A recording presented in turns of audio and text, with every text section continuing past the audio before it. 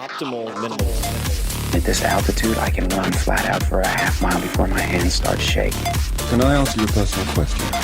Now would seem an appropriate time. What if I did the opposite? I'm a cybernetic organism, living tissue over a metal endoskeleton. Ferris Show. This episode is brought to you by LinkedIn Jobs. Hiring can be hard. It can be super, super expensive and very painful if you get it wrong. I certainly have had that experience multiple times. I've made a lot of mistakes, and I am not eager to repeat any of them. So I try to do as much vetting as possible now on the front end. Today, with more qualified candidates than ever, but certainly more noise than ever, employers need a hiring solution that helps them find the right people for their businesses without wasting time, without wasting money. LinkedIn Jobs provides just that. LinkedIn Jobs screens candidates with the hard and soft skills that you specify that you're looking for, so you can quickly find and hire the right person. They also look beyond work skills, so collaboration, creativity, adaptability, to connect you with candidates who match your business perfectly. They have endless business-specific data points that help them to massage this, and that which can help you to find the best fit. LinkedIn can make sure your job post gets in front of people you want to hire, people with the skills, qualifications, and other insights that help LinkedIn paint a better picture of potential candidates. It's no wonder that great candidates are hired every 8 seconds on average on LinkedIn. That's pretty wild. Every 8 seconds. So find the right person meant for your business today with LinkedIn Jobs. You can pay what you want, and the first $50 is on LinkedIn. Just visit linkedin.com/Tim. for more details. Again, that's linkedin.com/Tim to get $50 off your first job post. So check it out. linkedin.com/Tim. Terms and conditions do apply. This episode is brought to you by AG1, the daily foundational nutritional supplement that supports whole body health. I do get asked a lot what I would take if I could only take one supplement. And the true answer is invariably AG1. It simply covers a ton of bases. I usually drink it in the mornings and frequently take their travel packs with me on the road. So what is AG1? AG1 is a science-driven formulation of vitamins, probiotics, and whole food sourced nutrients. In a single scoop, AG1 gives you support for the brain, gut, and immune system. So take ownership of your health and try AG1 today. You will get a free 1-year supply of vitamin D and 5 free AG1 travel packs with your first subscription purchase. So learn more, check it out. Go to drinkag1.com/Tim. That's drinkag1, the number 1, drinkag1.com/Tim. Last time, drinkag1.com/Tim. Check it out. This episode is brought to you by 99 Designs, the global creative platform that makes it easy for you to find and work with amazing graphic designers online. Longtime listeners of this podcast know how much attention I pay to detail, how obsessively I approach nearly all elements of my work, because the small things often end up being the big things. So whether it's your logo, your business cards, website design, even your email templates, all of these visual elements tell your customers, tell your users who you are and what you're about. So I think it's worth sweating the details. I've been using 99 Designs for years now to ensure that many of my creative projects, whether big or small, are as cohesive, professional, and beautiful as possible. I've worked on draft mock-ups of book covers. I've worked on all sorts of things. Most recently, I've been working with a designer at 99 Designs to update the illustrations and layouts for all of my downloadable ebooks. I've developed a really great working relationship with the designer who goes by the username Spoonlancer, and I intend to continue working with him to bring ideas to life one project at a time. I've also used 99 Designs for all sorts of high-end illustration for different books, like the Tao of Seneca. You can see a bunch of examples on my Instagram that I've put up, and they've turned out better than I possibly could have hoped. So from logos to websites to packaging to books, 99 Designs is the go-to creative resource to build your brand on any budget. So check them out. Right now, my listeners, that's you guys, can get $20 off plus a free $99 upgrade on their first design contest. A contest is a great way to get started and find the right designer for long-term work. You can also book a free design consultation with a brand expert at 99 Designs to receive personalized branding advice over the phone. Their hands-on team has helped thousands of business owners at this point. It's a great way to get the most out of your experience with 99 Designs. So take a look. Head to 99designs.com/Tim for your discount and to sign up for a design consultation today. That's 99designs.com/Tim. Well, hello, boys and girls, muskrats and squirrels. This is Tim Ferriss. Welcome to another episode of The Tim Ferriss Show. This is Tim Ferriss. As I think I may have already said, it is usually my job to sit down with world-class performers of all different types from different areas to tease out the habits, routines, favorite books, and so on that you can apply and test in your own lives. This time, we have a Turning the Tables episode. What does that mean? It means I'm not doing the interviewing. Instead, I will be getting interviewed by my friend Ryan Holiday.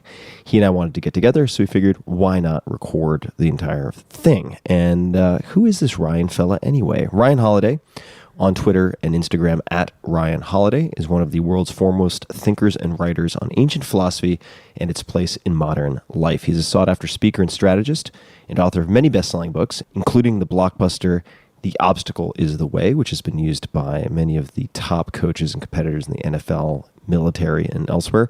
Ego is the Enemy, and The Daily Stoic. His books have been translated into more than 30 languages and have sold more than 2 million copies worldwide. He lives with his family outside of Austin, Texas. You can subscribe and receive his writing at ryanholiday.net to some really, really good reading list recaps and recommendations, and dailystoic.com. Ryan was also the 4th ever podcast guest on this podcast in the very, very beginning. So he's been along for the ride, and he's written multiple popular guest posts for my blog, which you can all find at tim.blog, including Beginner's Guides to Stoic Philosophy, of course, which I have spoken about and written about a lot, including in the TED Talk, which can be found at tim.blog/TED. Ryan's latest book is Stillness is the Key, which was an instant #1 New York Times bestseller and Wall Street Journal bestseller. I also recommend, if you'd like video, checking out this interview on YouTube, since we captured video from multiple angles for this conversation. You can find that at youtube.com/Tim Ferriss, of course, with 2 R's and 2 S's as per always.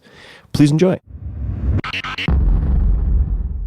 I've known you for a long time, and I was thinking one of the biggest changes that I've seen in you as a person came when you got your dog. And I remember you approached it in very Tim Ferriss fashion. You didn't just like, hey, I got a goat one day because we saw it on Craigslist, and we just like went and got it. But that's not like the Tim Ferriss way. Yeah. You talked to a bunch of people, you read a bunch of books, but you ultimately end up, was it 10 years ago you got a dog? 4.5 years ago. Okay, maybe 5. But it's been an interesting pivot in your life. Why do you think it impacted you so much? I think that there are a few aspects to it. Number one is caring for a puppy, at least if you do it well, takes your attention outside of any type of self-indulgent reflection / obsessive compulsive rumination. Sure. And as someone who has had a history of depression, which is being stuck in the past, and I think being highly self-referential. I mean, depression is, I think, as someone who's experienced it a lot in life,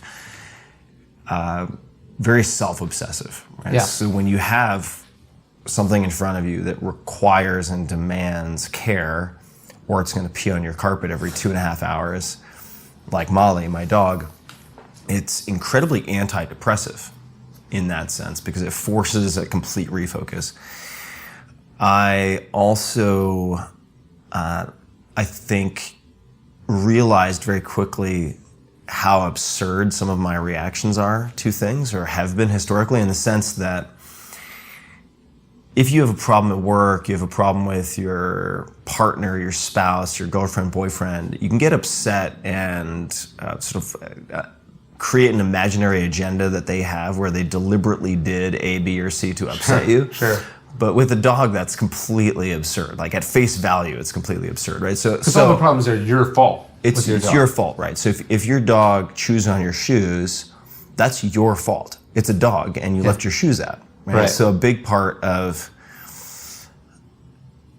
I think, raising a puppy well is making it extremely difficult to make mistakes that then become habits, right? That's an approach, or at least a lens through which you can look at raising a puppy. And if you don't want your dog to develop a taste for chewing on shoes, don't leave your shoes out. Right. Put them on something or in something that makes that impossible. And similarly, peeing in the house. To avoid that, use something like crate training. And so I think that when I became, particularly in the early periods of training Molly, upset because she wouldn't follow my instructions, Yeah. after an initial period of just getting upset, which I think was my default and has been a default for a long time, anger has been a go-to emotion, which I think Krista Tippett once said it's fear shown in public or something like that, which I tend to agree with on some level. Getting upset is fear shown in public? Getting angry. Yeah. Yep. And it's a coping mechanism. Some people shut down. Right. Some people learn to get angry. I learned to get angry, like when I was little. So doing that, though, with this dog who does not speak English, was so ridiculous and ineffective that I had to resort to doing other things that, lo and behold, translate to other people and even to yourself, like positive reinforcement. Yeah. Right?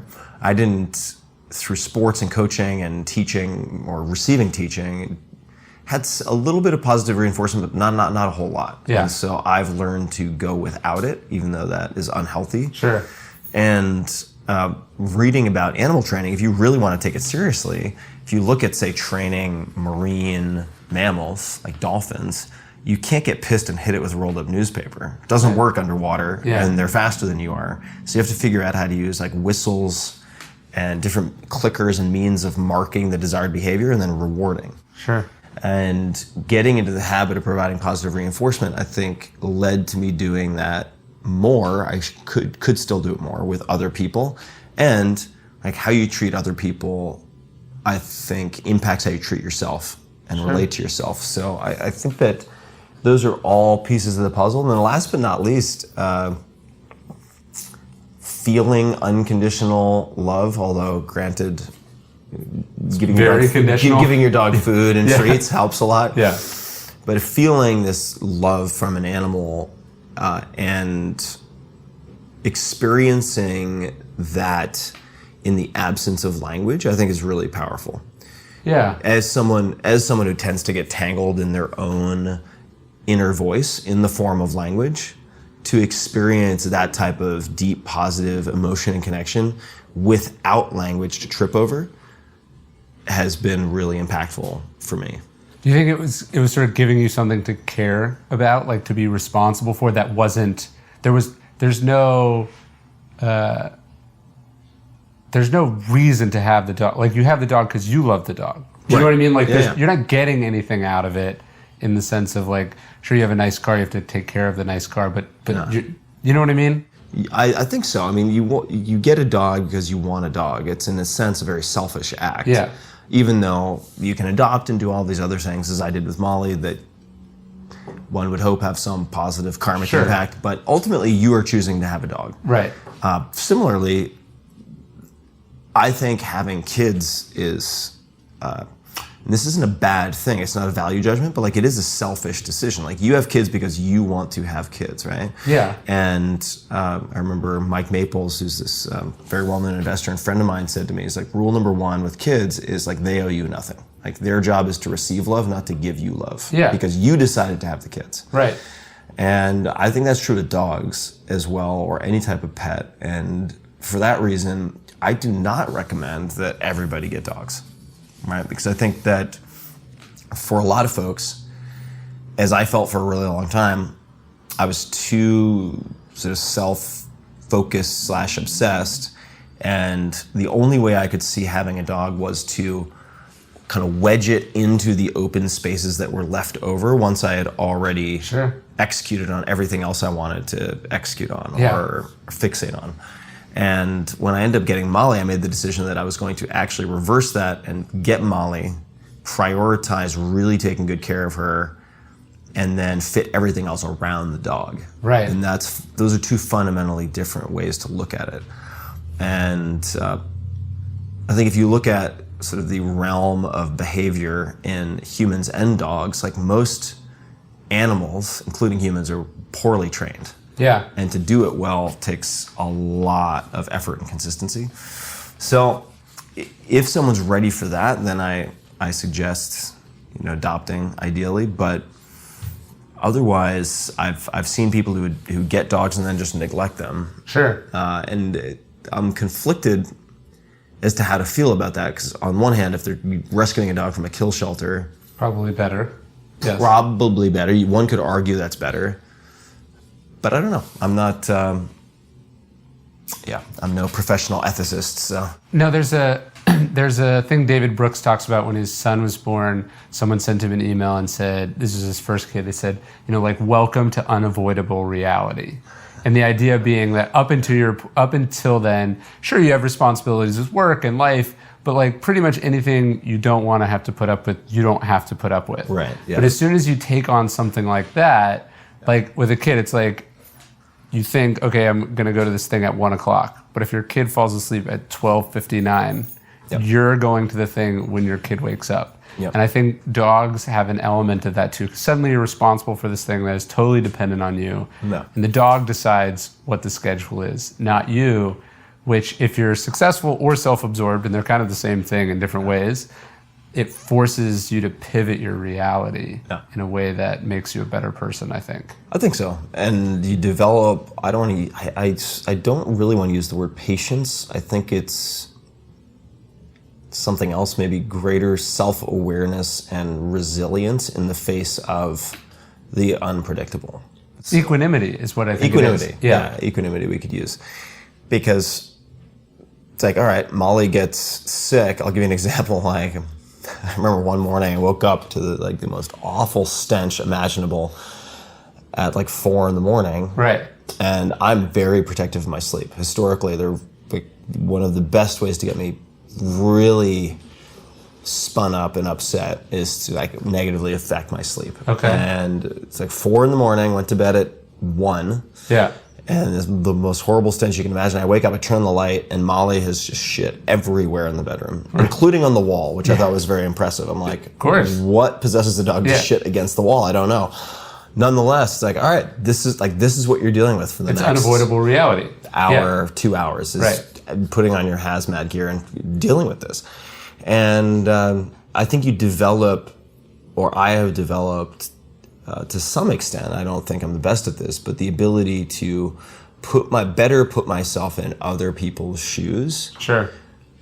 Because in a situation like that, it's clear to me, Molly doesn't want to do what she's doing. Right. There's something. She did not do this to ruin your sleep. She did not do it to ruin my sleep, and it's not just unhelpful, but it's damaging to lose your I was going to say lose your shit, sure. But to get really upset in a situation like that, it actually makes it harder to train your dog effectively. So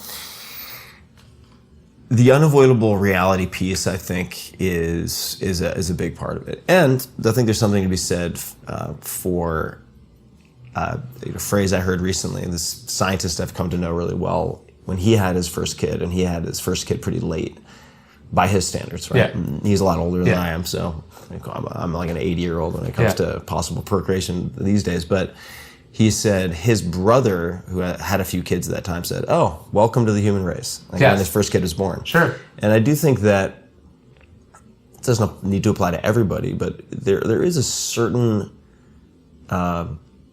self-absorption that is encouraged and fostered in modern life that I think is relatively new. Yeah. Does that make sense? I mean, because we're, even in a densely populated city, you can be very physically isolated, and you don't have responsibilities or things to care for that for the vast majority of our evolution would have been commonplace. Right? You don't have you're not having kids at like 19 or 18. You don't live with your grandparents. Right. You don't live with your grandparents. You're not hunting together. Hunting and gathering. Yeah. Where dogs would certainly have played a role and did play a role. So I think that in some way, having a dog or having a garden or having kids, these are all things we've evolved, sort of co-evolved with. Totally. And in the absence of that, you develop a lot of neuroses, which I was sort of the poster child for a really long time, and probably still am on some level, but less so. No, I think that's really interesting. The idea of like sort of consciously developing empathy is, and how almost you could argue that the way society is set up now consciously stunts the development of empathy. Like the famous one, you're like, oh, you hear someone who's like, how was your flight? And they're like, oh, it's terrible. I sat next to this like crying baby the whole time. Then you have kids, and you're like, you get on a plane, you hear a crying baby. You don't go, oh, there's a crying baby, this is bad for me. You go, that baby is upset. Like, it literally never occurred to you that the baby was crying because there's something wrong with the baby, and that this isn't fun for the baby, right? And it's definitely not fun for the parent. Like, they don't want it. So it's like, I think with dogs too, you hear dog barking, you hear about those, you're like, oh, I've been through that, or oh, that's not fun for you. Yeah. It sort of forces you, I think that's what they mean by that idea of welcome to the human race, not welcome to the human race you now have you're reproducing. It's welcome to the human race. You're no longer like a lone wolf. You understand how you understand what everyone else has been dealing with while you've been self-absorbed this entire time. Yeah. It's sort of also like welcome to the human/hominid condition that was the norm for like millennia. Yes. Has been the norm. And like, thank God you've snapped out of your aberrant, strange behavior that is really kind of a new luxury. Yeah, that's right. Have you felt like moving to Austin has had an impact on you in a similar way? Like, I feel like that there is also something selfish and strange about the New York life or the San Francisco life or the LA life that I've just experienced the South and Texas and being a little bit different. Yeah, well, Texas, the South, and Austin are all a little different. But I understand what you mean. I think that Austin has been so far, let's call it 3 years in, 3-4 years in, however long it is, has been very refreshing and rejuvenating in part, and this is coming back to your point about, or observation about New York and LA and so on, in part because there is no one mono conversation. Yeah. And that could be seen as symptomatic of a huge benefit of living here or a huge drawback. Meaning, there's certain locations in the world, like New York, for finance. In New York, you have finance. Yeah. True in other places too, say London. If you want to be in the NBA all-star game of finance, it behooves you to go to one of those places. And as a result, it attracts people who are highly driven in certain fields, whether that's fashion, finance, and so on. And as you've mentioned to me before, I think there's a high correlation between self-absorption and professional success. Yeah. On some level. It has to be. And if you look at Los Angeles, even though Los Angeles is a huge, in reality, combination of different cities, entertainment is the predominant mono conversation. Whereas here in Austin, you have more of a medley.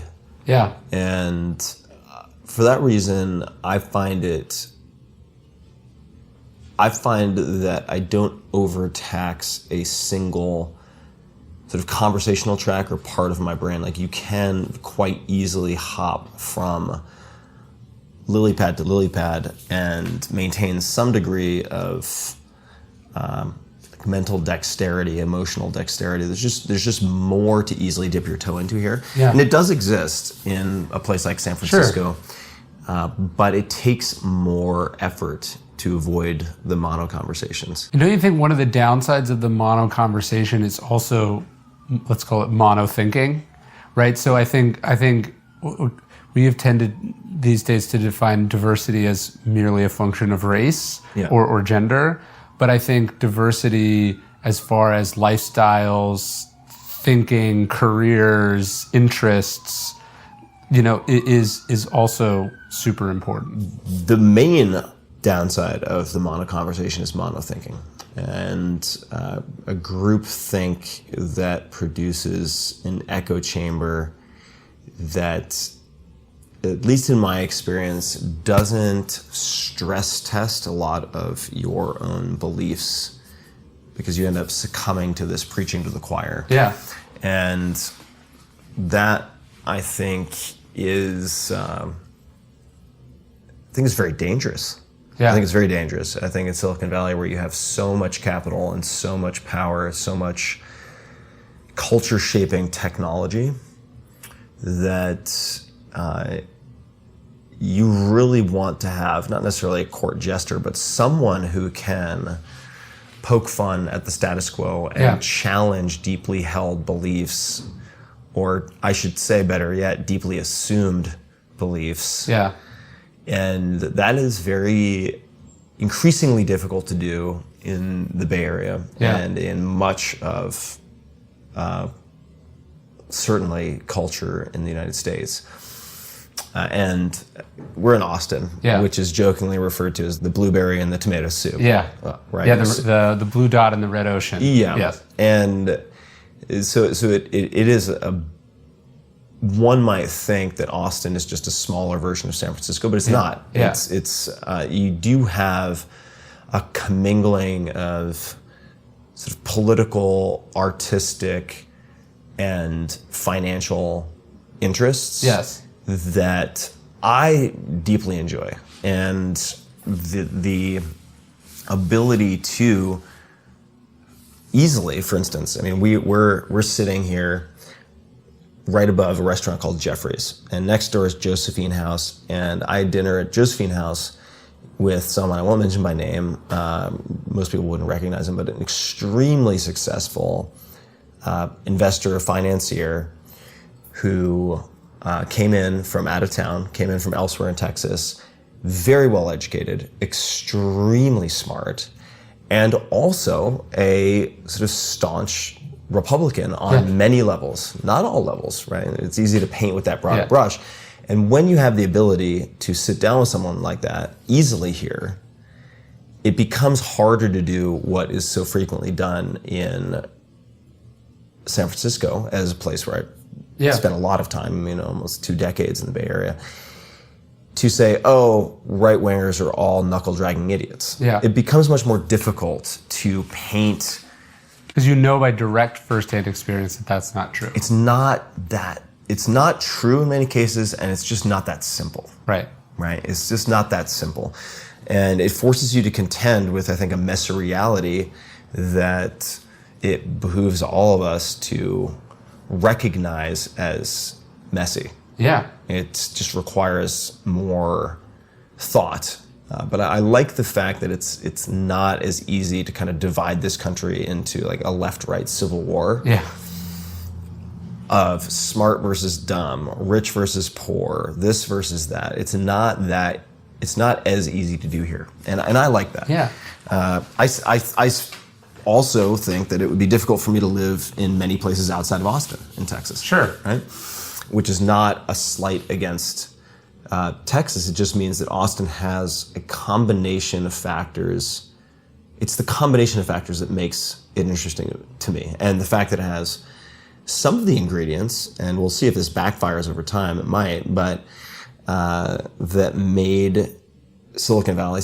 You have you have large, famous research universities with world-class talent from dozens of countries around the world, and it attracts a very intellectual crowd. Yeah. I mean, as you and I know, there is an incredible writing scene here. There's some fantastic writers, and it has a lot of the ingredients I like about Silicon Valley without the sort of smug self-satisfaction that I find so unappetizing. You know what I think is important when I was sort of like thinking about places to live is like you're naturally a competitive person, the sort of keeping up with the Joneses part of it. Like it's very easy for life to become an arms race, right? And when you live in a place with more diversity, where there's not sort of one industry or one scene that dominates all the others, you become more inwardly focused on what you want to do and what's important to you, rather than going, oh, did you hear what so-and-so just got? Yeah. Or, and I think that's a healthier way to live also. Yeah, I think that's a very good observation. There's no one lead dog to follow. Yes. Right?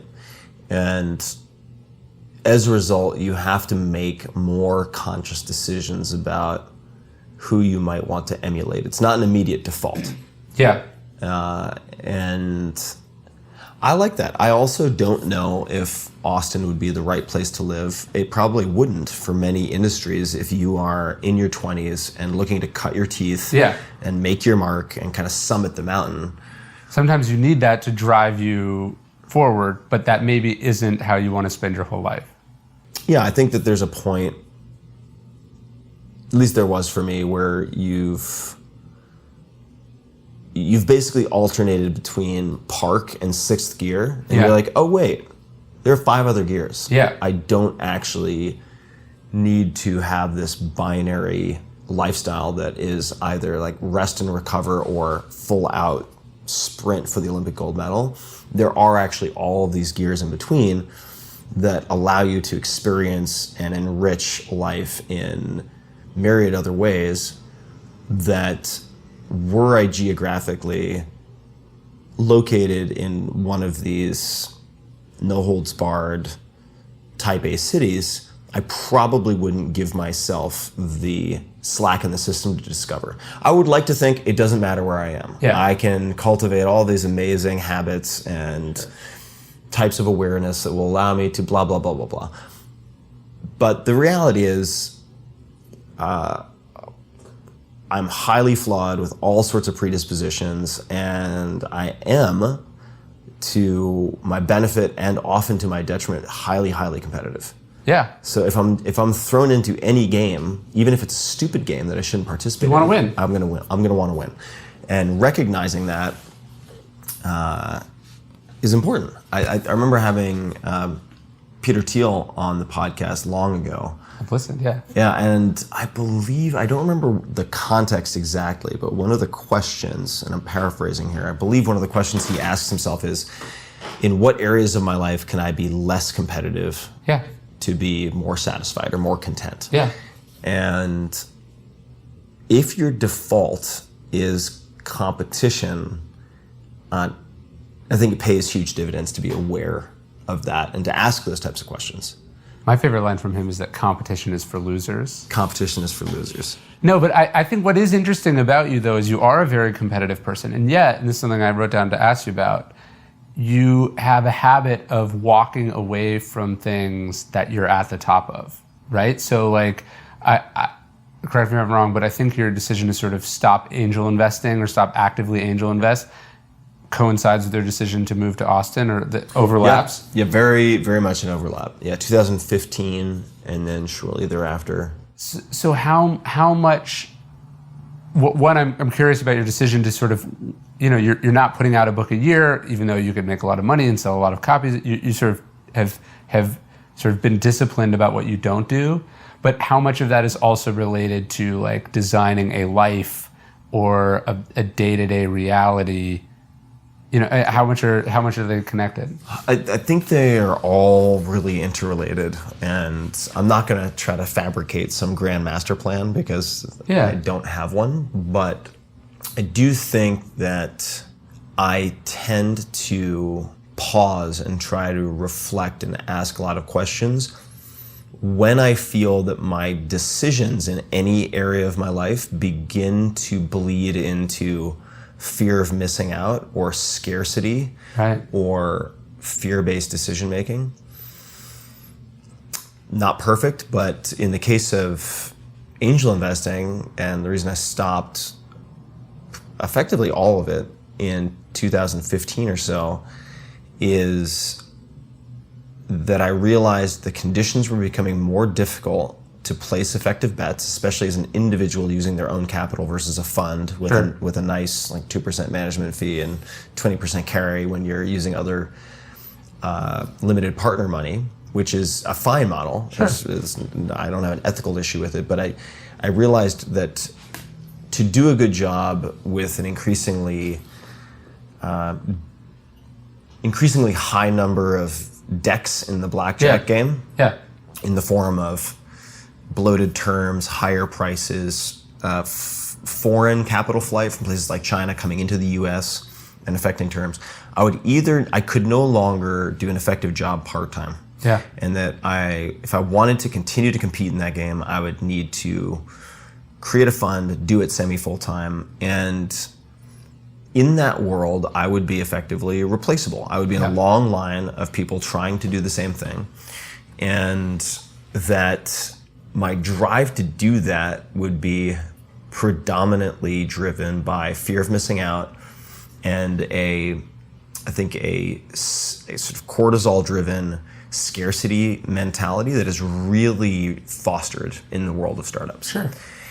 And even if I were to win that game, I felt like the toll it would take would not be worth the sort of Faustian bargain. And in other words, from a mental health perspective, from a physical health perspective, from an emotional health perspective, that it would end poorly. And I tried to make a realistic assessment of my track record in angel investing, which has been very good to date, but a lot of it's on paper. Yeah. And I began investing around 2008, 2009. I was like, okay, so if we flash forward, that's about 6 years. Many of these bets, and the jury's not out until the final until the wire outcome, transfer comes in. Until the wire transfer comes in. And that final outcome for many of the startups that you bet on will take 7 to 12 years. Yeah. So looking at that timeline, I thought to myself, well, I've placed between 50 and 70 bets. I'm not yet convinced that I'm good at this. So why would I commit to doing this full time if I'm not yet fully satisfied that I am good at this? Right. Or that things are sufficiently influenced by elements under my control that I can help steer outcomes. Yeah. Right? You could be the best at picking the initial horses, but by the end of the race, if they're falling apart, it doesn't make a difference. So these were all questions I thought about. And that, in addition to many other things, a very close friend of mine asking me to please not stop writing. Yeah. This is Kamal, right? Yeah. Kamal Ravikant, great guy. Given the feedback that he'd seen at events with readers of mine, he said, you'll never have that impact investing. Right. So please don't stop writing. And those all then coincided when I asked many of those questions, which were uncomfortable because I've done very well financially in investing. I've done better in investing by far than I have in writing. And I've certain fields are more lucrative than other fields. Certain right? fields. So not all success is created equal. Yeah, for sure. And if you're trying to get rich, when people are like, I'm just going to sell a few million copies of books, I'm like, God bless you, good luck, because that is a really, it's difficult to make that math work. Yeah. There are far easier ways to make money. When I began to ask those questions, I realized that much of my being in the Bay Area was predicated on maintaining and building a competitive advantage in investing. So if you remove the investing, why am I here? And you look at your surroundings with fresh eyes, you're like, well, wait a second. A lot of my best friends have left.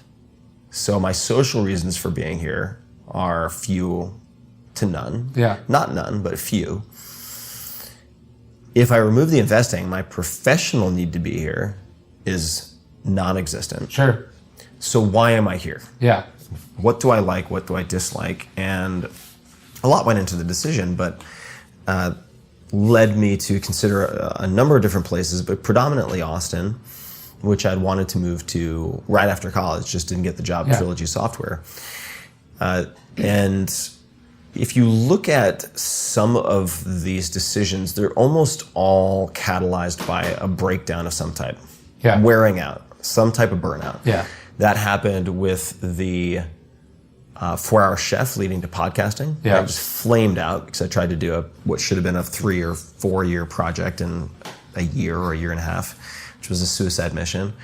And that extreme pain and burnout then led to test driving the podcast. Right. So a lot of my walking away at the top, so to speak, I would like to say is this sort of grand philosophical insight and like balls of steel and You're not looking at the pile of chips and going, I have enough, let's walk away. You're actually going, this is awful and miserable. It's often both. Yes, right. But it starts with this is awful and miserable. Right.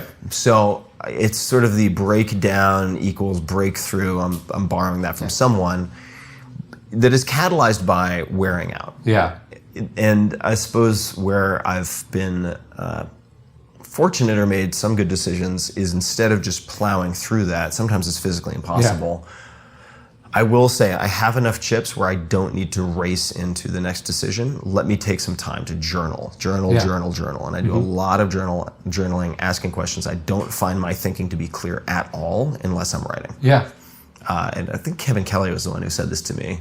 Amazing guy. That he doesn't write to put his ideas down. He writes to think. Right? Yeah, he writes as a means of thinking. And in doing that, I then have looked at options like stopping all angel investing. Yeah. Right? I like to ask these absurd questions. What if I left the Bay Area entirely, moved to Austin, Texas? And I think that another reason I've been comfortable pulling the trigger on a lot of these things, trying the podcast, is that I view them all as, and I don't know why I find this so easy, but a lot of people find it hard. I'm not sure why that is. I think it's practice predominantly. Yeah. Like what would a meaningful but reversible experiment look like? That's it. Right. Yeah. Okay, with the podcast I committed to, I think it was 6 episodes. Yeah. And then if I don't like it, I can walk. That's it. And with Austin, it's like I can always move back to the Bay Area if my realization is, oh my God, I didn't realize how much I loved these things I now miss. I can always move back. It's completely reversible. I think it's a great, because I remember I was asking you recently for some advice on something that was like sort of a big purchase. It would be a big lifestyle transition. And you were like, well, how else are you going to find out if you want to do it or not? And you said, like, why don't you just commit to doing it for 2 years? And that's totally right. Because I remember when I dropped out of college, it's like, I'm dropping out of college. This is the biggest decision I've ever made in my life. Yeah. I remember I went to someone, they're like, you can go back, right? And it didn't even occur, like, even when I went to drop out, I was like, I'm here to drop out. And they were like, there's not a form for that. There's a take a semester off form, but we think these lifestyle decisions are irrevocable and life-altering, and really, they can start very small. They can start really small, and I want to just highlight something you just said, which I think gets missed oftentimes in the romanticizing about dropping out of college, that for many of the folks who are like the name brand titans who have adopted dropping out of college as one of their favorite stories and drums to beat. If you have the Zuckerbergs, the Thiels, or whoever it might be, although Thiel's not a great example of dropping out himself, but you talk about these incredible icons of entrepreneurship who dropped out of school. It's really important to realize that when you drop out of Harvard or Stanford, different. Those administrations effectively say, come back anytime you want. Yeah. And that is a really important sort of footnote that people need to be. Yeah, although what I would add to that is I actually think the Zuckerbergs and the Gates are proof of the experimenting thing, right? Because I hear from people who want to drop out of college all the time. They're like, I'd like to be an entrepreneur. I want to drop out of college. Mark Zuckerberg left college because Facebook was successful, right? He wasn't dropping out of college to then go start the Facebook. Yeah. And so you can do the thing now, and then if it's working, you can transition away. You can decide to go, hey, what would it look like if I committed full time to this for 6 months? What would come of that? And I think it's not like you'd never been to Austin before and you sold everything you own, and you were like, I'm going to see if I like it. Like you can experiment, you dip your toe in these things in a bunch of different ways. And then, you are jumping off a cliff, but there's also an exit strategy.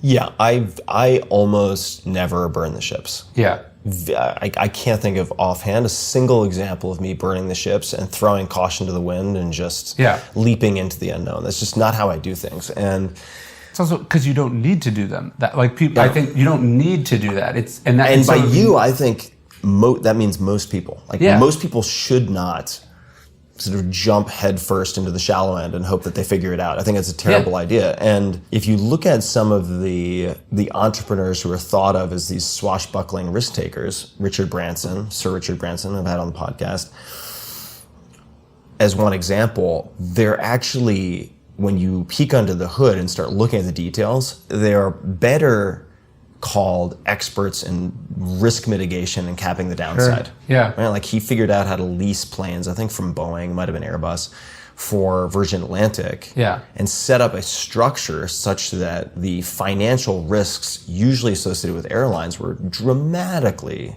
mitigated. Yes. And he made a lot of exciting, unusual bets, most of which were survivable bets. Yeah. Right? Yeah, Jeff Bezos says, I don't believe in bet the company bets. Yeah. He's like, I want to be constantly taking risks, small risks that are survivable. I don't want if this doesn't work, we go out of business risk. He's like, you've waited too long if you have to take those risks. Yeah. And as you mentioned with Austin, I mean, I'd been to Austin 15 times. Yeah. I had spent increasingly long periods of time here, each trip to South by Southwest. So I had already done more than dip my toe in the water. Yeah. And it was really a question of whether I would enjoy living here. I knew I enjoyed being here for short periods of time. Would I enjoy living here, which is a whole separate question. And there are ways to test. Yeah. So I think my comfort with walking away at the top is a result of a high degree of comfort with and a large amount of practice in thinking about my life as a series of experiments. Yeah. And it's also just being a student of recent history, right? Look at Dave Chappelle. People are like, he's crazy. He walked away from 50 million or whatever. And then he comes back and he does, I don't know what the numbers are exactly, what, $100 million with Netflix? Yeah. Dave Chappelle's fine. Yeah, sure. And people who really focus on being good at their craft can almost always come back. No one, I can't remember who said this. This was in Tribe Mentors, but someone said, if Will Smith doesn't do a movie for 2 years, people aren't like, whatever happened to Will Smith? Right, sure. Like, Will Smith can take all the time he wants. Yeah. I think that underscores the importance of just focusing on being as good as possible at your craft. Yeah, that's the Cal Newport thing. Like, if you're so good, they can't ignore you. You get to dictate your terms. Yeah. And I am extremely risk averse. Risk defined as something with a high likelihood of an irreversible outcome. Yeah. The bet the farm. Yeah. So do you have any strategies for mitigating? Like, what if you're thinking about doing something, what do you look at to sort of separate good risk and bad risk? Good risk for me has a few characteristics. Two of the key characteristics would be high 90+% likelihood of developing or deepening skills that will transfer to other things. Okay. Whether now or in the future, even if this project fails. Another characteristic of good risk would be developing relationships that can transcend this project, even if it fails. And this is borrowing from Scott Adams quite a bit, the creator of Dilbert, who talks a lot about this type of thing, how to win even if a project fails. Another characteristic of good stress would be something that will help me to develop attributes or emotional resilience, or to take things less seriously, which I think often go together. Right? To try something that is scary to me or to most people that I can demystify in such a way that it's less intimidating. Right? The podcasting and doing 6 episodes is a great example. So in the beginning, the idea of podcasting in my head was having this big studio and all this equipment and it's This American Life with a staff of 40 people. And no, it's not. After doing 6 episodes, it's like, oh, all right, actually I'm not scared by audio at all. Because these mics, these cables, and the recorder that's on this chair are like $500 and you're locked and loaded. And the editing is actually pretty straightforward. So those are 3 characteristics of good risk. And then bad risk, I think, is largely a function of allowing unknowns that don't need to be unknowns. And so I do a lot of homework for many of my bets. If I'm looking at, say, Austin, right, I want to understand what the landscape, political, legal, and so on, looks like in Austin. I want to look at population growth. I want to look at employment growth. Yeah. I want to look at median home costs and how prices are moving, not just in Austin, but compared to my other options on the table. So the opportunity cost of the decision. It's a relative decision. It's not an absolute decision. Yeah. And I'm also going to look at, let's say if I stay in San Francisco, what are the risks of the status quo? Yeah. Like what are the knowns that I dislike? And then what are the possible changes that I might dislike? So not just looking at the potential upside and downside and pros and cons of the new option, but comparing it to the current option. That sounds so self-evident, but it is not common practice, right? Most people just assume, all right, this is my known, and I'm going to look at the risks and pros and cons of this new option. I'm always looking at relative. I'm looking at not just opportunity cost, but the sort of relative attractiveness, right? And that can apply to just about anything. I mean, it can apply to startups certainly, and in terms of bad risk, you know, I do look at financial risk. I look at reputational risk. I look at legal liability risk, and I do more comprehensive risk assessment than I do opportunity assessment, in part because I want to look for asymmetric bets, in the sense that if I know I can cap my downside, that there is little or I can manage or completely eliminate reputational and legal risk by asking for, let's say, an indemnity clause and having a written record of what we agree my responsibilities will or will not be, and I'm putting in $50,000. Yeah. In a sense, if I can control my time that is allocated to this, my max downside risk is 50%. Right. But if I'm investing in software as a service, it's $50,000. You mean? Sorry, $50,000.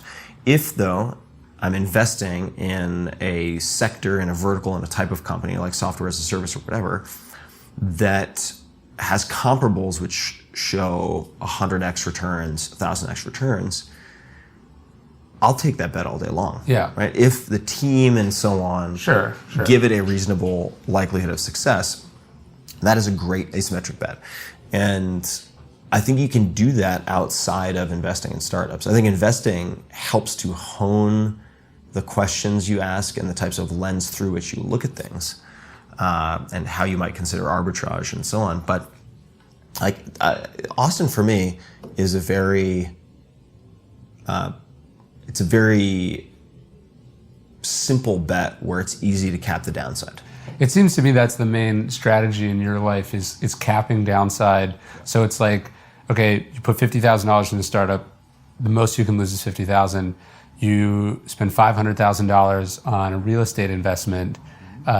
You're responsible for the cost of maintaining the property. You know, like it's a totally different. And I think that explains your experiment thing. So it's not, I'm starting a podcast, now I have to have a podcast forever.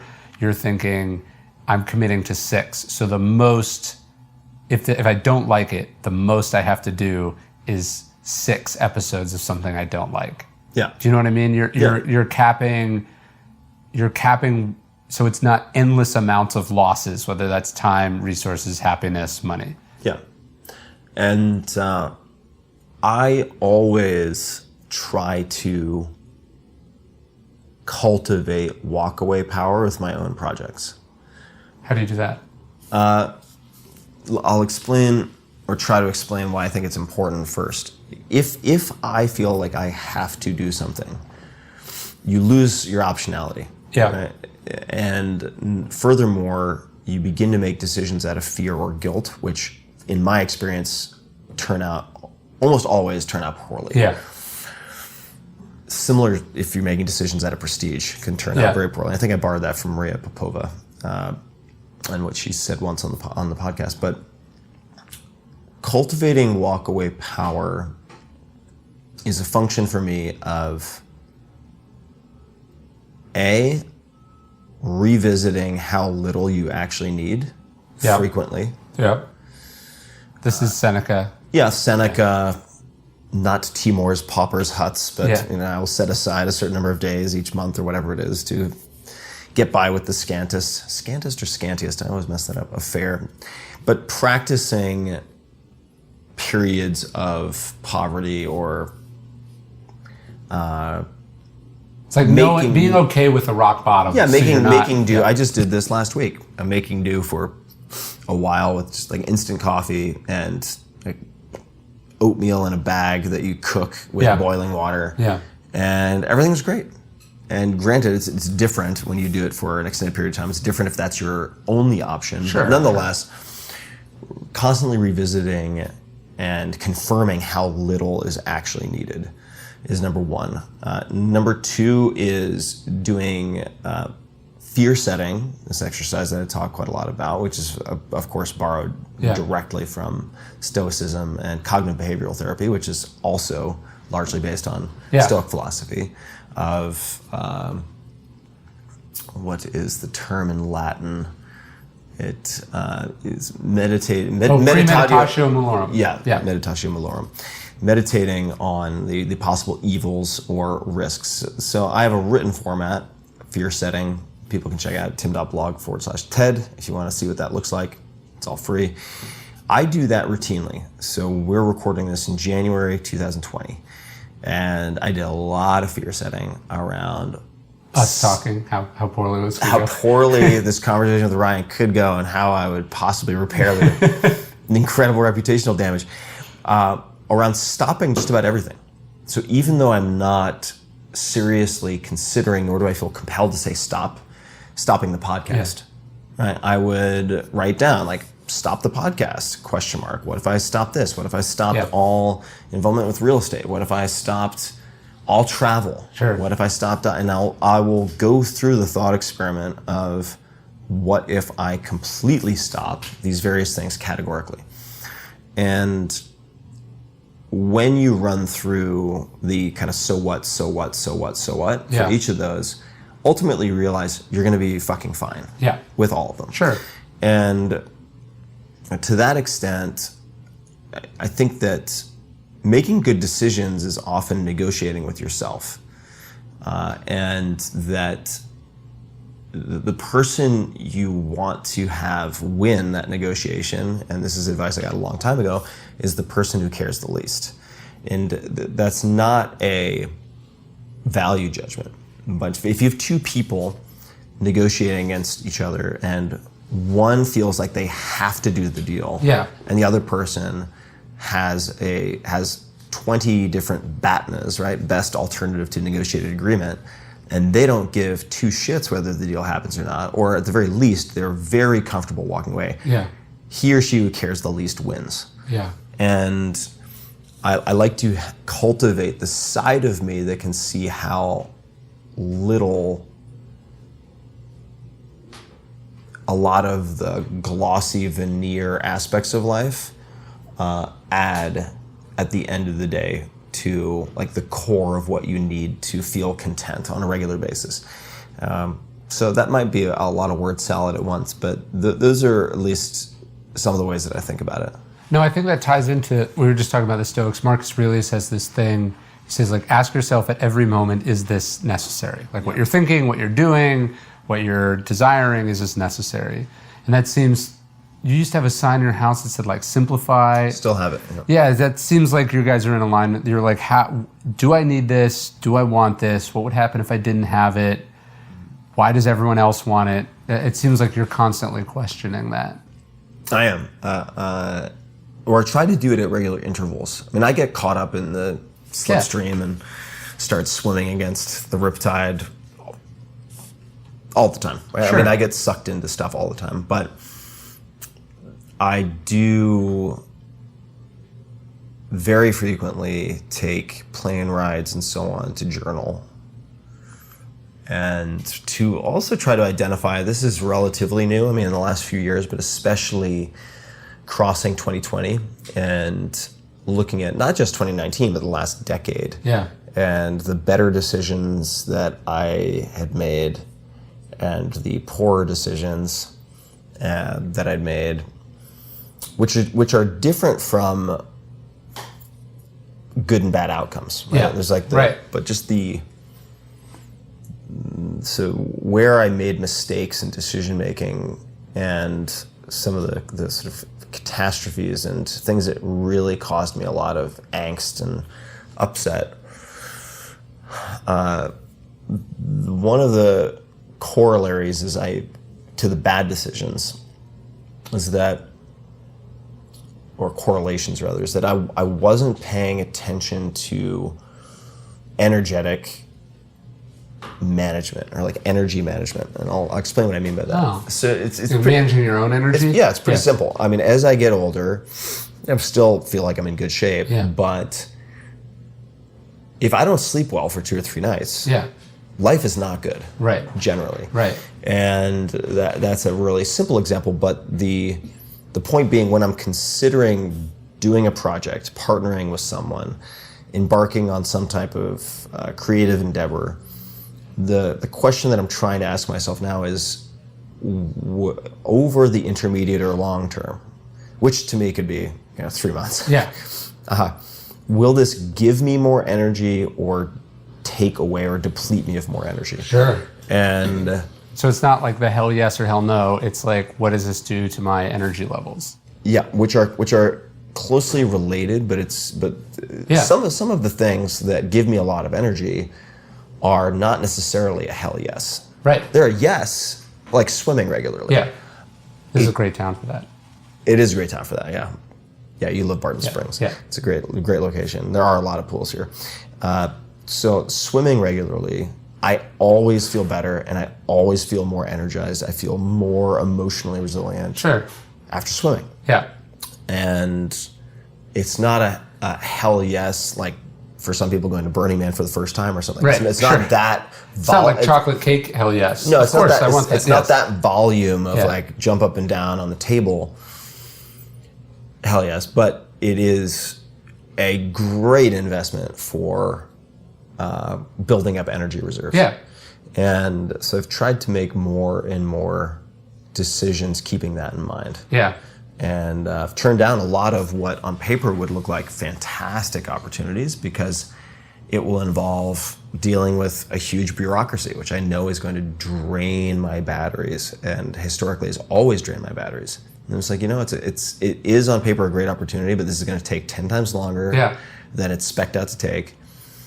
And it's going to be draining. And I would much rather do something smaller that doesn't have that effect on my energy, even though one could argue that this would be better for my career, whatever the hell that happens to be. I still don't know what I think a lot of people, you were talking about the difference between good and bad decisions is not the same as good or bad outcomes. And so I think a lot of people make decisions, and I do this, but I have to counteract it, but we go like, is this going to make me more or less money? Is this going to make me more or less famous? Is this going to make me more or less successful? Is this going to make me more or less interesting? We think about the outcomes. Yeah. And often that outcome is very far in the future and very much the decision isn't like if you do this you are guaranteed X, or if you do this you're guaranteed X. It's like, hey, if you continue to do this over and over again, you might get this thing in 20 years. Yeah. And I think one of the things I took from the 4-hour work week and that I've gotten from you regularly is you tend to think more about like quality of life right now. So don't work a crappy job that you hate so in 50 years you can retire and go to the beach. Yeah. Think about what decisions you can make now that give you the access to the beach in the intermediate or short term. So I tend to think more like as an experiment. Right? Yes. Specifically. Yes. Because you may hate the beach, to the end of the line and be like, oh shit, I actually don't like sailing. Totally. And this was my made up dream for 50 years for which I sacrificed all these other things. Yeah. So I think it's like, is this giving me like day to day what I like more or less? So that that's my version of the energy thing. Is like, am I having the time and the life that I want? Not, am I doing this so maybe I get that in the future? And it seems like as a person who popularizes lifestyle design, that's kind of your core message. It's like, are you designing a life you actually like living in? That is I think a huge piece of it. And if we wanted to parse that out even further, it's really trying to cultivate an acute awareness of knowns and unknowns. And if you look at lifestyle design, for people who aren't familiar with the term, so lifestyle design would effectively be a contrasting sort of philosophical lens through which to look at career and personal development that is juxtaposed with the kind of slave, save, retire. I am going to cash in my chips in 20, 30, 40 years that will then redeem this period of doing many things that I dislike doing. Right. Which is not to say you're always going to enjoy doing everything, right? Like, I don't know many people who love doing their taxes. Yeah. There are things that you need to do, but outside... And no one gets exactly what they want when they're 20 years old. Right. You know what I mean? Yeah, Like, you have to earn and build and invest. Yeah, there's a period of testing that goes on to determine where you are particularly adept. Looking at, we don't have to do a rehash of the book, but suffice to say, there are ways that you can test and should test the hypothesis that in X period of time, when I do Y, it is going to give me Z amount of pleasure that will make up for these decisions I'm making in the interim. That is a theory that is contingent on many things being accurate. Yeah. And in my experience, effective lifestyle design is effective testing and awareness. Investing is, for me at least, has been effective testing and developing keen awareness of things that most people don't pay attention to, or a lot of people don't pay attention to. So if we're looking at, for instance, living in New York City versus living in Austin, someone might say, well, I'm just going to live here for another 10 years. I'm going to have these following promotions in my investment banking job, and then I'm going to move to Hudson Valley. Yeah. I'm going to move to Santa Barbara. I'm going to move to, and then live the good life. Sure you will. Right. Yeah. So if that is your life plan, like, let's spend some time developing experiments to prove or disprove that before you dedicate the next 20 years to it. But people will very often spend more time planning their Memorial Day weekend than they will speccing out tests. Right. So if you look at, is there anything in your historical record to suggest that you will be able to walk away from something like that? Right. Anything. Yeah. If you are type A, right? Yeah. And by definition, in that circumstance, you're probably type A. Yeah. And there are many, many, many, many faulty assumptions. Yeah. Right? So I think that I am very, very accepting of the fact that there are many things I don't know, and there are many things that I take for granted, and there are many things that I don't see. Yeah. Therefore, I spend a lot of my time developing experiments, and that's my constant framework. Like, how can I be sure that I know X? Yeah. Which, relates to, in 2015, walking away from startup investing. So I was like, all right, if I look at the track record of these various companies, not only in my portfolio but others, for the biggest wins, it's taking, if we're looking at, say, Shopify, Uber, et cetera, it's taking 7 to 12 years to come to fruition. And your final tally is not known until you've liquidated all of your holdings effectively. I mean, it's a little more complicated than that, but not by much. So even though on paper and also in exits, I could convince myself that I am good at this, and people tell me I'm good at this, that remains to be seen. Yeah. Right? And so I stopped. And the larger assumption, just because you're good at something does not mean you have to keep doing it for the rest of your life. Yeah. There are many things I'm good at that I shouldn't do at all. Yeah. And I think it's challenging for anyone, myself included, to shift gears. If you're good at something, being rewarded for something, and yet you have this creeping dread that you no longer want to do it. That is a challenging situation for, I think, just about anyone, and certainly has been challenging for me. But the parachute, right? The safety net is realizing that for almost anything, you can leave and come back. Yeah.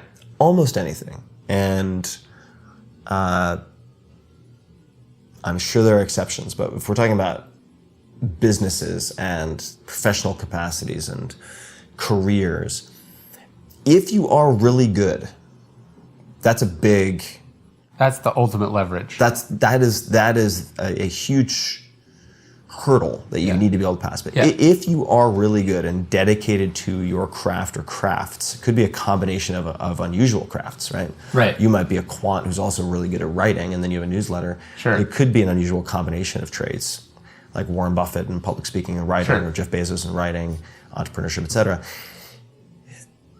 You can always come back. Right. Right. So I try to keep that in mind when making a lot of my decisions. You know what's interesting? It's like you're taking it all very seriously, but then you're also not taking it that serious. So like I was thinking, because we were talking about the Stoics more, like one of the things that sort of weaves its way through, I think, the thinking you're giving, and I know I gave you one of these, but the memento mori, one of the reasons you shouldn't do the thing for the rest of your life just because you're good at it is that you only get one life. Yeah. And one of the reasons I think you're always questioning it seems like part of your fear setting thing is like, what if I die? Like, does any of this matter? Do you know what I mean? Yeah, the costs of inaction. Yeah. I think that thinking very carefully about the costs of inaction and telescoping out 6 months, 12 months, 18 months, what effect does continuing to do what you do have on you and your loved ones from a financial, emotional, physical perspective, right? Yeah. And I think about death all the time. And it's not a morbid, sullen exercise for me. This becomes easier the older you get because friends start dying, family members die, and you realize this is not an indefinite lease. Yes. Like you have... Or that it is a lease. You don't own it. Yeah, it is a lease. Yes. And that having I don't want to call it time pressure, but awareness of that impermanence, for me, I find, this might sound strange, but greatly encouraging because it drives a sense of urgency. Yeah. Or at least time sensitivity to a lot of my decisions. And so that's on one hand, sort of prizing this fleeting, non-renewable resource that is time, and realizing that it doesn't matter how much money you're willing to pay on your deathbed, you're not going to be able to buy back more time. Right. And then simultaneously, I guess meditating is the best way to put it, or contemplating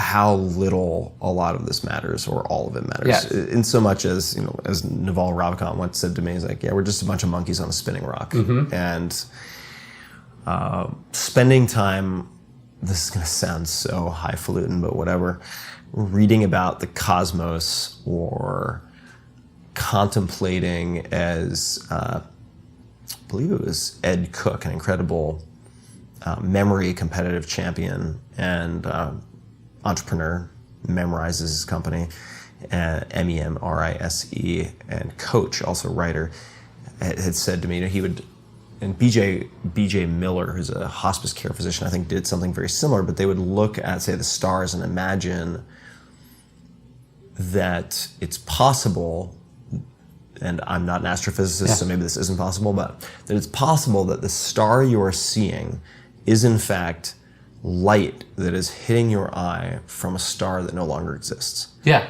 right. And to just sort of contemplate that when you're freaking out because you have some problem with Amex, right, or there's some disagreement and it's like somebody bad-mouthed you at work or whatever it is, you're like, right, Okay.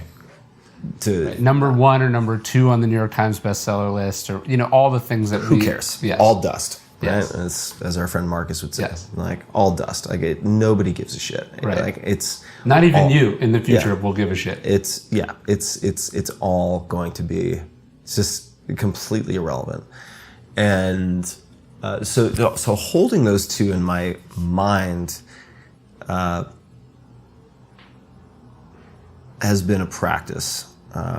And I do think about death a lot. And there was a person featured in, I think it was Tribe Mentors, Munib Ali, who's involved, very heavily involved with cryptocurrency, a very, very smart guy. I'm maybe better put blockchain, very smart guy. And it's funny to me how certain things stick and certain things don't stick. Yeah. Or certain things have like a time release, right? So I read this and I was like, oh, that's interesting. Yeah. And then months later it sort of resurfaced and I've thought about it a lot since, which was he will routinely ask himself when he's overwhelmed or feeling scattered, how much would I pay to relive this experience like 20 years from now, 30 years from now, 40 years from now?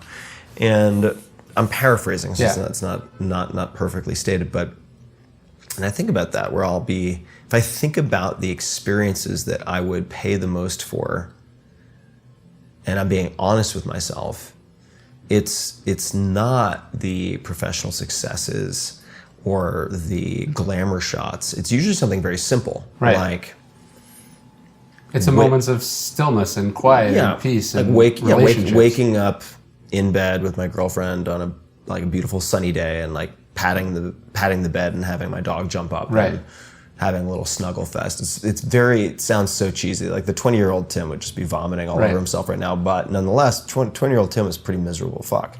So I feel like I've improved on that front. And asking yourself, like, all right, if I were 80 and like Molly has long since passed away, maybe my wife has passed away, how much would I pay for that? Yeah. Right? And that really, to me, is part and parcel of the valuing of time, these slivers of experience, as more valuable than making a speculative decision about earning more in the future based Right. on doing something that takes you away from those people. Right. Or agreeing to something because you might get some honor or, you know.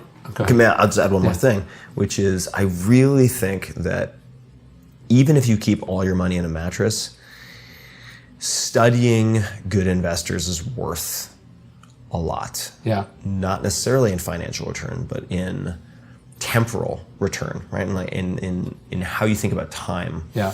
Because humans overall are very sloppy. I'm no mathematician, so I'll put myself in the same category.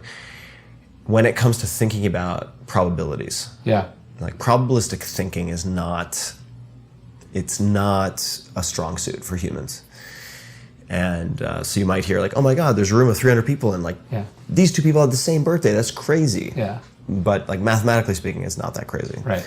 And in fact, at some point it becomes totally expected. Yeah. Right. And similarly, developing a basic sort of mathematical literacy with respect to investing, which I think most people watching or listening to this will have, as I did. I mean, I stopped taking math in high school because I had one bad math teacher. Even though I was good at it, I became totally turned off.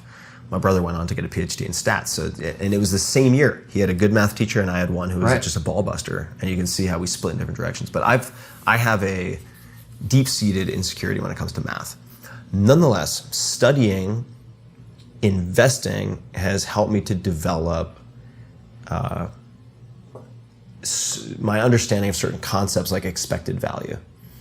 So if you think that you could make $100,000 or $1 million or $10,000 at Y point in time, is making that decision in your mind actually worth 10, 100,000 or whatever it might be? Yeah. Well, it depends a lot on the probability of that happening. Right. And then you can do some basic multiplication and be like, all right, actually the expected value of that, given that it's low probability or 50% or 30%, is instead of $100,000, it's actually worth $25,000. Right. that could very, very deeply influence how you make that decision Right. about how you're going to spend your time over the next 6 to 12 months. Right. Right. Sure. Because if there's a sure bet, it's a $50,000 return, but it's 80, 90% likely to happen. It's worth more. It's worth more, right? If you're thinking about it in a structured way. And there are some really fun books on investing that don't necessarily touch on this exactly. One is called More Money Than God. It's about hedge fund investors. Okay. It's a super fun book. It's kind of like Liar's Poker, Yeah. but instead of purely bonds, Yeah. it's all sorts of different characters and types of investing. There are other books. I think there's one called How to Measure Anything, which is worth taking a look at. That was recommended by co-founder of ZocDoc named Nick Ganju, who is a fantastic teacher, really, really good teacher. He's taught me a lot about music and math. Math is too scary. Just like how to think probabilistically. Because life is probabilities. Yeah. And whenever, for instance, and I'm dragging myself into the deep end a little bit here because I'm not a scientist, but if you look at science and studies, this is another reason to become sort of probabilistically literate, is you'll be better able to separate fact from fiction and fact from hyperbole in medicine and science.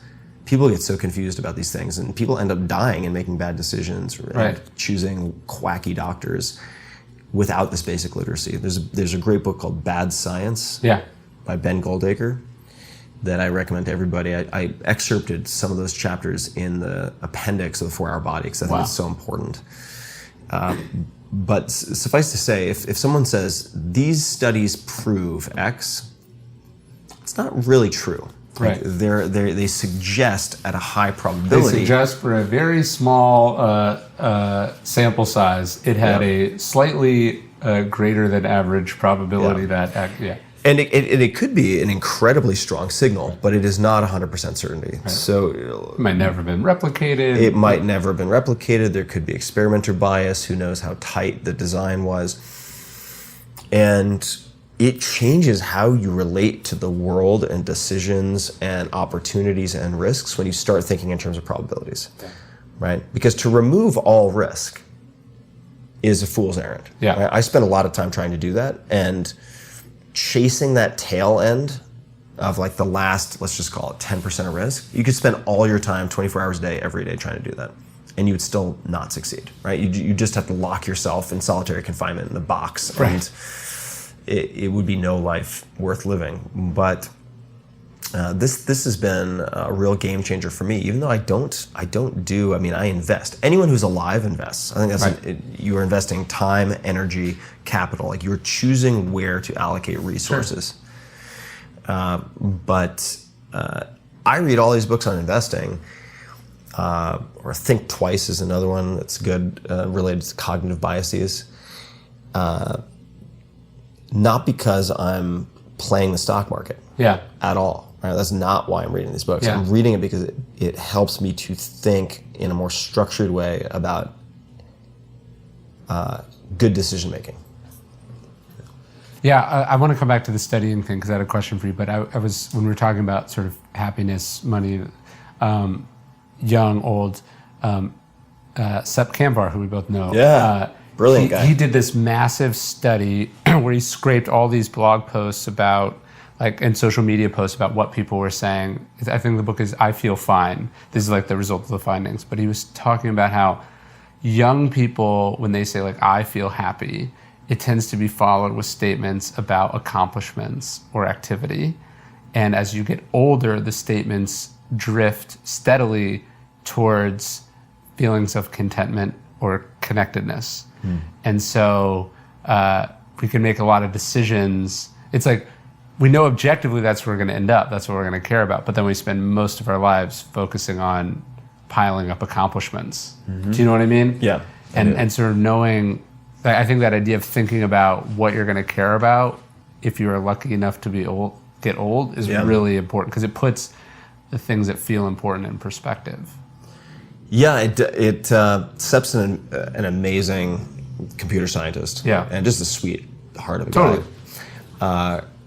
And you know, this observation that you just made, right? That in younger years, let's just call it 20s and maybe 30s or early 30s, I am happy, I'm doing great because, and then accomplishment. Yeah. Versus the contrast with connectedness and so on when older raises a lot of interesting questions for me, right? So is it that independent of how well someone does professionally, that shift exists? Yeah. Or is it that those people who are being polled happen to be at, say, Stanford, where Seb has spent a lot of time? So No, people aren't being told. This is unsolicited this is from blog statements posts. that you Okay. make on social media. Okay, I got it. So that answers that. But these, like, to me, the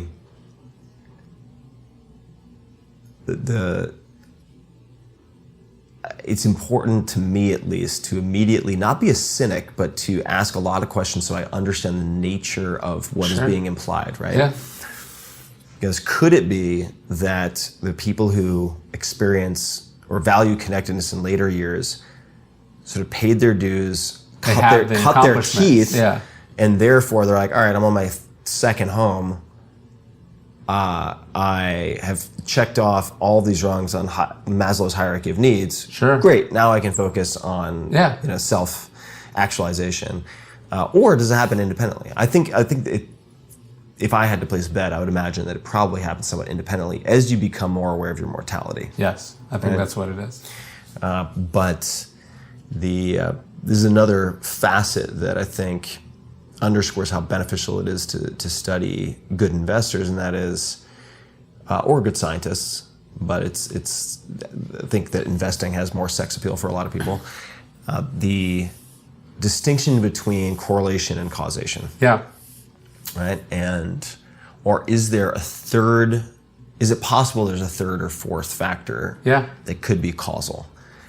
Or at least highly correlated, right? So you might see an observational study of some type where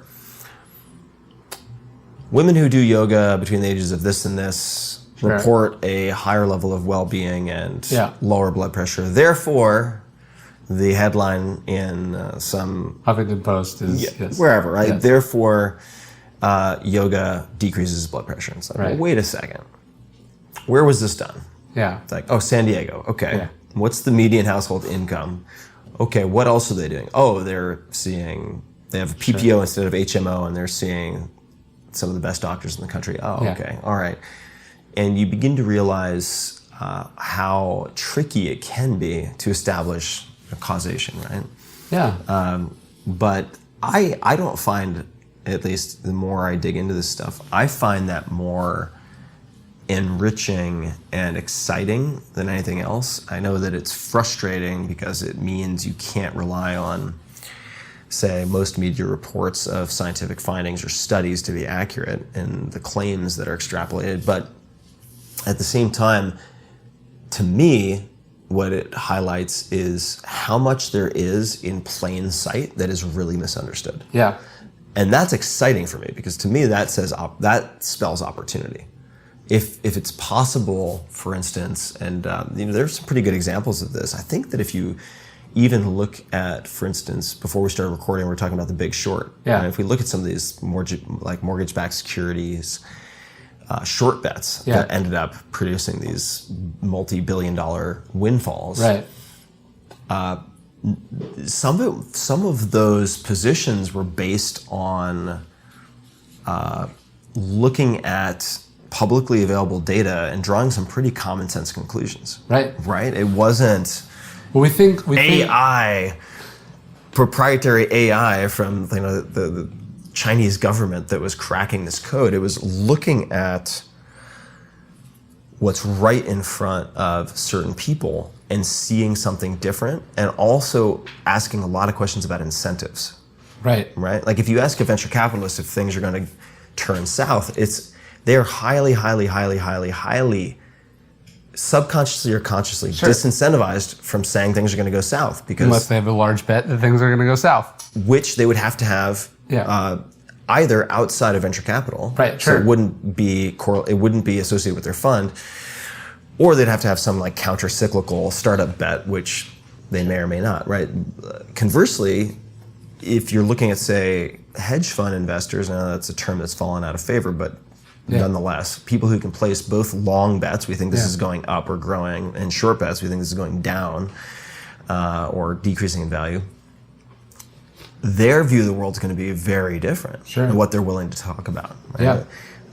So I find it incredibly, both really exciting and entirely terrifying that there are so many blind spots. Well, Tyler Cowen talks about this with the three-point revolution in the NBA. Like, three-pointer has always been worth more than two-pointers. Right. And so you can miss a higher percentage of them and still score more points, right? Like, so a percentage making of a three-pointer is on average worth more than a field goal, right? And it's like, literally, people were paid millions of dollars, billions of fans watch this game, and no one was like, hey, why don't we shoot more three-pointers? Right. And then somebody did it, and the entire game changes. Yeah, I wonder who that was. Like Steph Curry or someone comes in and but like that, it was even not just like within our lifetime, like it was within the last half decade that the game fundamentally changed. And it's not like they figured out the physics of shooting a three-pointer better. Like, just now there's incentives, and so people shoot more three-pointers and they make more, and a game literally that millions of people watch, just nobody noticed this thing right in front of them. Yeah, or it's like you look at certain inventions, right? Wheels on luggage. Like, I've heard you talk about this. For God's sake, right? How long did that take? And it's sitting there right in plain sight. Yeah. And I think there are still, practically infinite number of opportunities like that. And for me, at least, it all comes from just a better set of questions. And if you look at the process behind, or that has been developed at places like IDEO or Frog Design or these different product development, industrial design firms, a lot of it's asking questions, right? Yeah.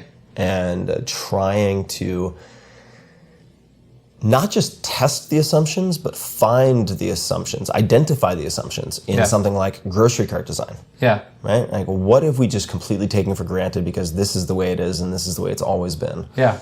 And I find that really exciting when it comes to, and I like to try to ask a lot of those questions. There's a great documentary called Objectified. Yeah. Which is about a lot of this.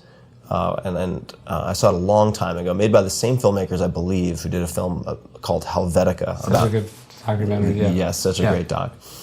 That brings up a lot of this. And when I see something that doesn't make sense or doesn't feel good, doesn't work well, I like to ask a lot of questions and also combine that with studying incentives. Yeah. Like, is there any reason besides a design blind spot that there weren't wheels on luggage earlier? Like, is someone incentivized in such a way that would make that, like, did that idea exist 30 years earlier but it never came to fruition? And if so, why might that be the case? Okay, let's do that as a thought exercise. Yeah. And for instance, I remember when Uber's a great example of this, right? I mean, I was involved with Uber before it was called Uber. It was Uber Cab LLC way back in the day, in like 2008. Yeah. And we'll just refer to it as Uber for simplicity, was widely mocked. I mean, it was put on Angel List, which is another company I'm involved with, angel.co, if people want to check it out. It was offered to investors and turned down, I want to say by hundreds of investors, as ludicrous. Yeah. And the math behind some of the ridicule looked at the existing market for, I want to say, black sedan car services and limousines. And in that analysis, in retrospect, we can see there are a bunch of false assumptions. Right. They thought it was always going to be high priced. Yeah. Where many things start out being prototyped among the privileged. Yeah. Recycling, another great example of that. But then with scale, prices go down. It also assumed a relatively fixed market size. It's like, here's the existing market of black sedan use. We only see X% of single digit growth Yeah. this is a shitty business because they'll Right. never capture more than Y%. Right. Missing the possibility and ultimately the reality, which was that ride sharing would expand that market exponentially Sure. and create its own market, right? And then you look at, let's just say, incentives of media coverage, Yeah. right? Okay, at the time and even more so now, it's very much in fashion to sort of attack anything Sure. that seems like it's catering to the 1%, right? Even though it's really critical to prototype with people who are price insensitive in the early stages of a lot of product development, because Sure. They can subsidize if it. you're making one-offs, they're going to be fucking expensive. And if you're testing things and it's very rough around the edges, you can have these rich people subsidize the product development that will ultimately lead to mass adoption. Yeah. So I find the whole thing just endlessly fascinating. Yeah. And I think it's also safe to assume that at almost any given point in time that almost everybody is getting it wrong. With many things. And that to me says that if you just have, because this is not an intrinsic capability that I have. This has been, if we're talking about it from an investment perspective or opportunity spotting perspective, it is absolutely something that I have honed over time. And there are many people much better than I am, but when I've found questions I like, I borrow those questions and I put them into an Evernote notebook under investing. Like, I have these questions. When people point out misperceptions to me and I'm like, holy shit, I totally missed that. How could I have missed that? I write those down. I'm like, wow, like I completely, this never would have occurred to me. Now that they've said it, it's entirely self-evident. Like how did I miss that? Right? And why did they not miss it? Yeah. I really think about these things, and over time you can develop this very learnable skill of seeing things that other people don't see, which for me is mostly a byproduct of asking a lot of questions. Well, that actually ties into what I was going to talk to you about next. There's a quote in Ego's Enemy. I have a quote from Bismarck where he says, like, any fool can learn by experience. I prefer to learn by the experience of others. Right. And it seems like so you're doing experiments, you're doing trials, but you're also it seems like that's one bucket of learning for you. Then the other bucket is like a network of smart people you ask lots of questions of, and then the third one is like you read widely and deeply from different kinds of books, from history, from philosophy, from psychology, so you're not spending 30 years of your life learning a lesson you could have learned on a $3 used Amazon purchase. Oh yeah. I much prefer to not make my own mistakes if I can avoid it, recognizing that of course I'm going to make all sorts of terrible mistakes. And to give an example of the second category, learning from other people, and how I might approach that, we can talk about something we were discussing very briefly before we started recording, which is right now I've noticed, and my team has noticed, some kind of odd behavior when it comes to email deliverability and open rates. And we have by most measures, a large list, 1.5 million or something like that, for 5 Bullet Friday and these various newsletters. And we have already looked on Google. We've already talked to some of the parties involved, but these parties have various incentives that may or may not be totally aligned with ours. Not to say they're in any way malicious or nefarious. It's just different companies, different people, different parties in a different collaboration or transaction have different incentives. So I and my team have been putting together a draft email to send to people like yourself. And it's really 5 or 6 people I know already who have large lists to ask a handful of questions. But if I simply email all of you with a handful of questions, it's a very one-sided interaction, right? I'm asking someone to take time out of their day to help me with nothing in return. So what we've done is underneath each question, we are adding what we've tried, right? Like here are the three things we've already tried to address this. Here are the results, but we're still looking for more. What have you done, or what would you do, right? Step one, or question 1, question 2, question 3, question 4. And that could, at some point, turn into, we were joking earlier, the conversion cabal, registered trademark, IM funnel, here we go. I'm not going to do that. But that could turn into some type of brain trust with a handful of people who then exchange best practices, right? Yeah. Where everyone is currently, or most people are very siloed. Yeah. Right? So they're all trying to solve similar problems and have similar aspirations, yet even though all the newsletters that I'm thinking of, which are owned by people like yourself and these other folks, they're all non-competitive. They're all in different areas with different demographics. And it would make a lot of sense to have some information exchange. And that will start, the initial volley will be this email, right? Where I'll share a bunch of stuff and we may or may not get replies. I hope we get replies.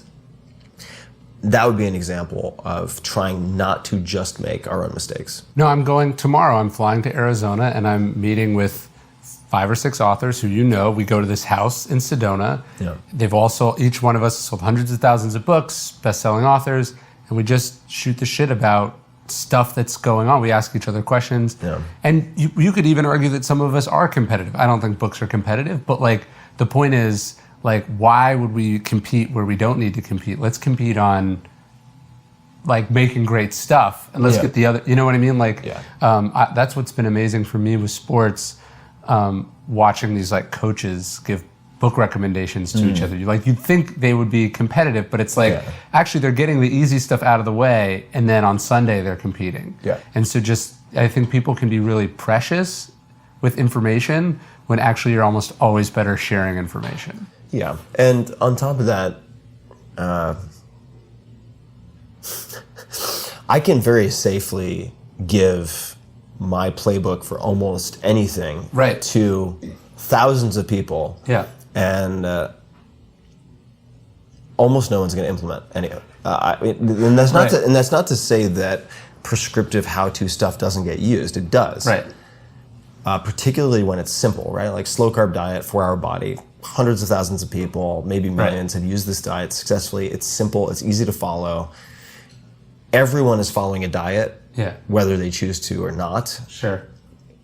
But when it comes to, say, launching a book, right? And I lay out this monstrous post because I got tired of answering these questions as one-offs, right? Like I think it's called How to Publish a Bestseller, or how to publish a best-selling book this year, or something like that. How to write a best-selling book this year. I can't remember the exact title.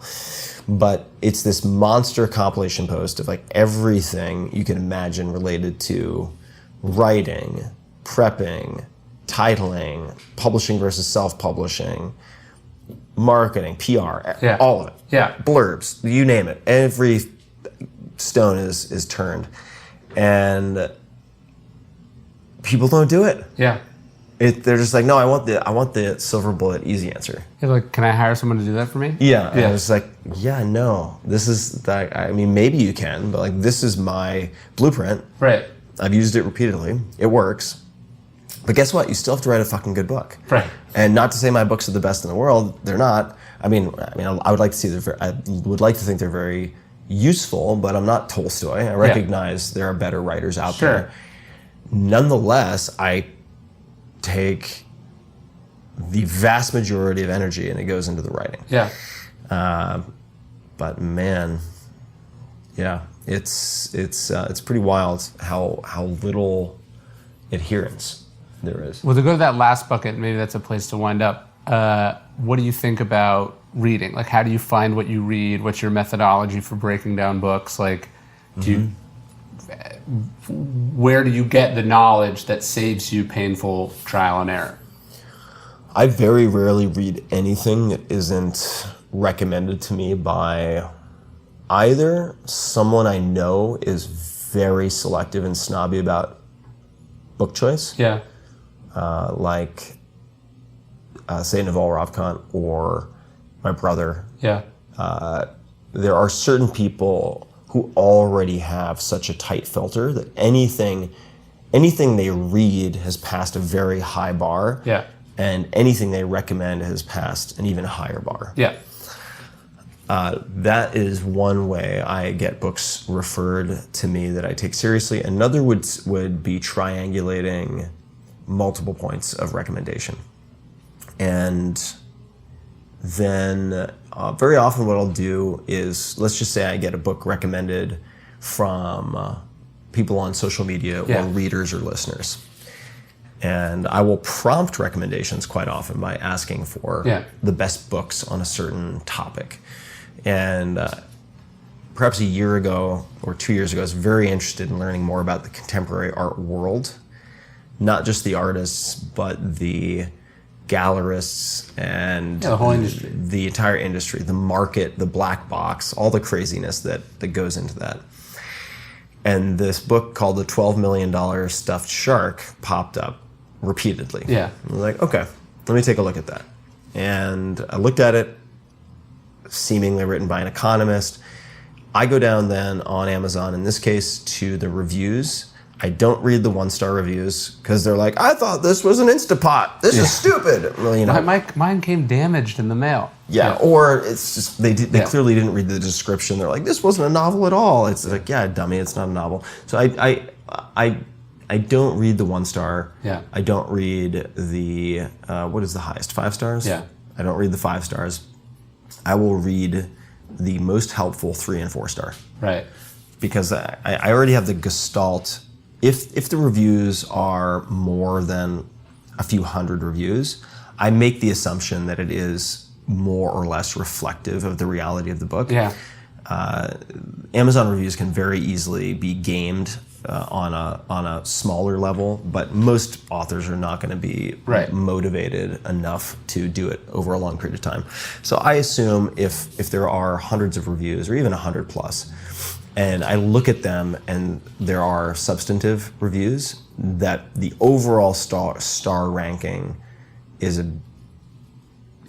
broad indicator of how much people have liked the book. Then I look at the most helpful 3 and 4 star reviews, because they will very often be, say, 3 paragraphs to 2 pages long, and they will really accurately lay out the structure of the book and like the strengths and weaknesses of Sometimes they make you read the book better because sometimes it spoils what's in the book, but then you actually understand it when you're reading it. Yeah, absolutely. So I do that, and if at that point I'm interested, I download it on Kindle. Yeah.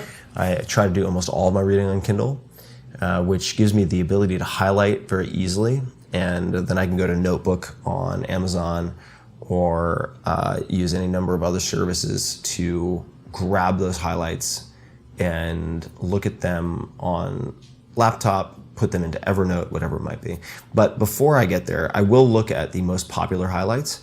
I will also look at Goodreads. Mm-hmm. I like looking at Goodreads for quotes from given books.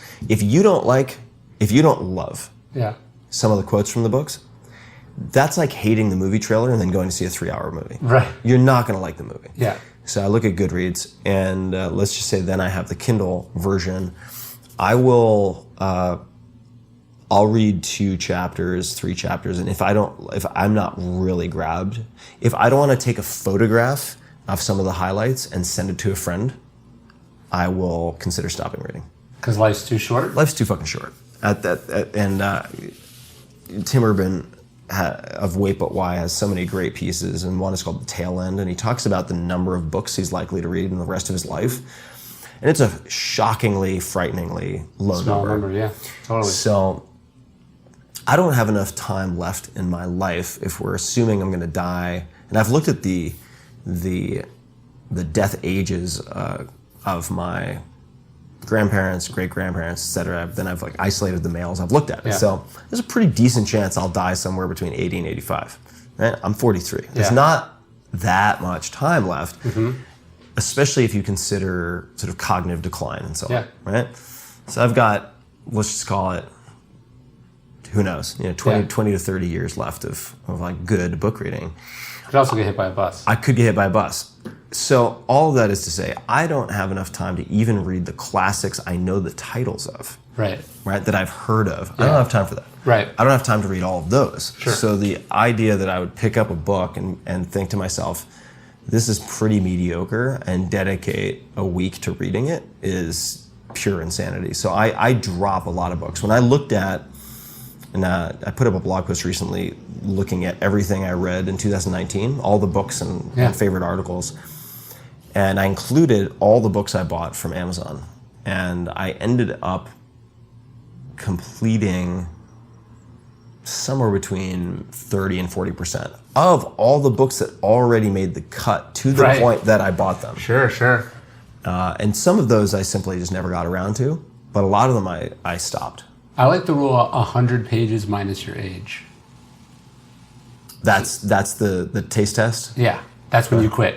Oh, okay. So as you get older, you become more ruthless. Yeah. As you get younger, you have to give it, because you don't know what the fuck you're talking about. So Yeah. I like that. I like that. Yeah. I like that. But no, I think people they're like, I paid for this. That's the sunk cost fallacy. They're like, I paid for this, I should finish it. It's like, you hate this book, so you're going to give it hours of your life, weeks of your life, just to prove that you could finish a David Foster Wallace book? I mean, like, come on. Yeah, and I was just thinking one way you could maybe trick yourself into making better decisions with books is to imagine that the book you're reading is someone you're having dinner with. Yeah.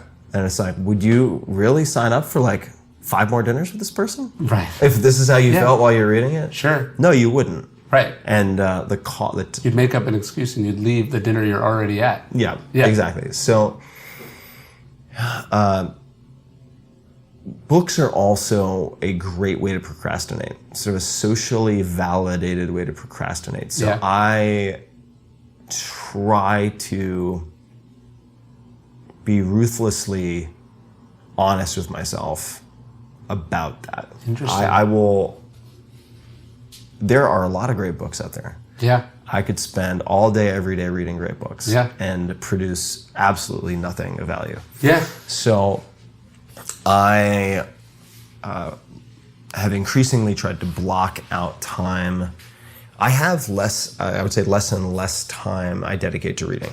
Really? And I'm going to be publishing a post this week, which is a public pronouncement, which helps with setting policies for saying no. Describing why I'm not going to read any new books in 2020. So anything that is published in 2020.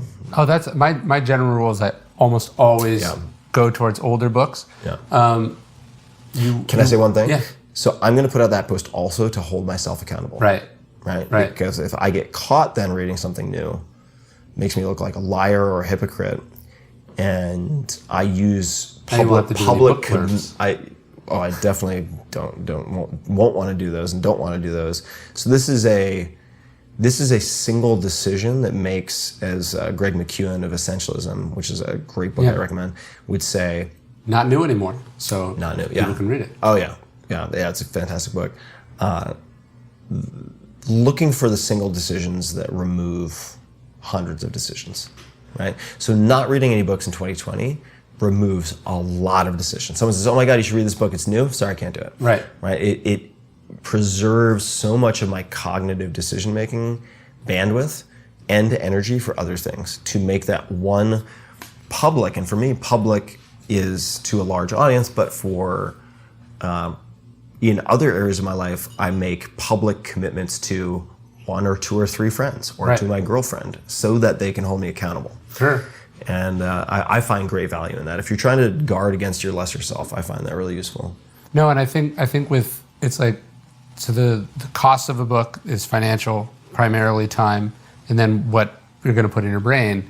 I don't want to read things that are going to be subsequently or very quickly proven irrelevant or proven, incorrect or out of fashion. Like, you'd be better off sitting down and reading Shakespeare's plays, because that has not only had 500 years of cultural impact, but will probably have 500 more years of cultural impact. So, like, I think looking at the half-life of information and deciding to consume information that's likely to remain true over time, it forces you to be both more general, but also more timeless. Meanwhile, if you read a book about the first year of the Trump presidency, or how many books, like a couple years ago or a year or so ago, somebody wrote a book about Uber, and then like the founder was fired shortly after the book came. It's like that book is, the guy who finished that book wasted his time because it's already irrelevant by subsequent events. And I think we have a newness bias that prevents us from accumulating wisdom where we could be finding it. Yeah. I'm more interested these days in the pieces of the puzzle, and by the puzzle, we could be talking about anything, right? Sure. We could be talking about human behavior, we could be talking about the rise and fall of nations that are kind of like the tectonic plates. Sure. Right? I'm more interested in those because there's a bit more certainty and a higher degree of confidence in identifying and understanding some of those elements, right? Yeah. If they've been shown over and over again throughout history, or proven, or I suppose based on what I said earlier, shown to be very likely repeatedly in science, right? Yeah. So this all makes me think of this quote by, I think I'm getting the name right, Donald Knuth, Knuth, who was at, I want to say IBM, might be IBM, but it doesn't really matter. The point being, he stopped using email at one point. Yeah. Completely stopped, and he said, for people who want to stay on top of things, email is great. He's like, but I want to get to the bottom of things. Ooh. And I've thought about that a lot, Yeah. because keeping on top of things is a losing game. Yeah. Right? It's just, By definition. Yeah, New stuff's happening. it's a losing game, and there are people who are going to be more dedicated and obsessive with current affairs. I have no competitive advantage. I have no information advantage. I actually have a lot of information advantage, but I have no desire or behavioral advantage with current events. Right. And it also breeds sort of emotionally and physically a life driven by cortisol and FOMO and so on. Whereas if I'm able to discipline myself enough, which I partially do through this public accountability, to focus on studying things that have endured, I just feel much better in life in general, and I make better decisions. Yeah, look, they didn't have the news 250 years ago. Yeah. Do you know what I mean? They did fine. Yeah. They did fine. Yeah, they did just fine. So, oh man. Yeah, the news. Happy to miss the news. Yeah, of course. I'd rather have truth than trivia. Yeah. So Ryan, I suppose this is the time when we say goodbye. Yep. Tearful, stoic holiday goodbye. Yeah. Where can people find you online, learn more about you, and what would you like to tell people about your current projects? Maybe check out Daily Stoic, which is a Stoicism-inspired email each morning. Also at Daily Stoic on most platforms, and then I'm Ryan Holiday, pretty much any bookstore. Across the socials and across the That's bookstores. true, yes. Is there if people look at your selection of books and think to themselves, I don't know where to start, where would you suggest people start with your writing? It's a good question. I'd start with The Obstacle is the Way or Stillness is the Key. Depending, it's like if you're going through something tough, I'd start with The Obstacle is the Way. If you're maybe dealing with some of the stuff we're talking about, which is sort of life optimization, what do I want, how do I manage, maybe I'd do Stillness. All right. Yeah. And there you have it, folks. Thank you, Ryan. Yeah. And as those listening probably know, this is Tim Ferriss signing off for now. Thank you for listening. And until next time, experiment well, experiment widely, and test those assumptions. Hey guys, this is Tim again. Just a few more things before you take off. Number one, This is 5 Bullet Friday.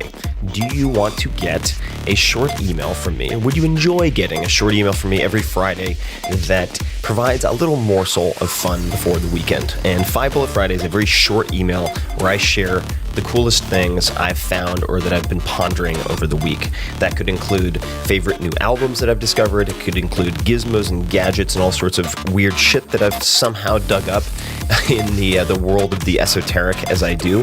It could include favorite articles that I've read and that I've shared with my close friends, for instance. And it's very short. It's just a little tiny bite of goodness before you head off for the weekend. So if you want to receive that, check it out. Just go to 4hourworkweek.com. That's 4hourworkweek.com, all spelled out, and just drop in your email and you will get the very next one. And if you sign up, I hope you enjoy it. This episode is brought to you by 99 Designs, the global creative platform that makes it easy for you to find and work with amazing graphic designers online.